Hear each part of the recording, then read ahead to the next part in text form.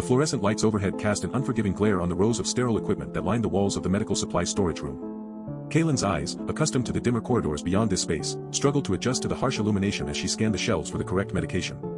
Her gaze landed on a label that seemed out of place, Sterilant 4. The notation, usually a minor detail, caught her attention because it was missing the standard tracking code.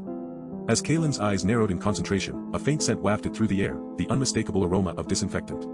It seeped into the storage room from the adjacent area where patients' personal effects were sanitized before being returned to their families. The smell was a constant reminder that even in this space dedicated to medical supplies, the threat of contamination lurked.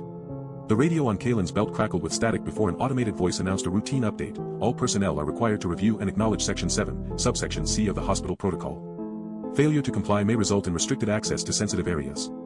The message was nothing new, it had been broadcast countless times over the past month, each iteration subtly altered with no discernible purpose.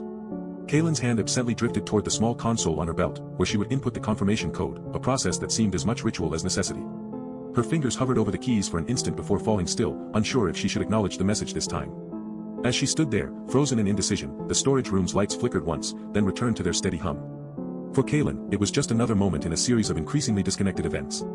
The hospital's policies and procedures had grown increasingly Byzantine, each revision layered on top of the last without explanation or warning. Her own actions began to feel like scripted responses within an ever-shifting narrative, one where she played a role defined not by her intentions but by the protocols themselves. As Kaelin stood there, silently weighing her response, the radio broadcast once more, all personnel are required. The words trailed off into static as if deliberately severed. In the sudden silence, the storage room's fluorescent light seemed to grow brighter, casting long shadows across the shelves that now appeared empty, even though Kaelin knew they were still stocked with an array of vital supplies. With a subtle sense of dread growing inside her, Kaelin took a step back from the console and let the static-filled silence stretch out before her. It was then that she noticed it. On the nearest shelf, a label had appeared, one without any notation or tracking code.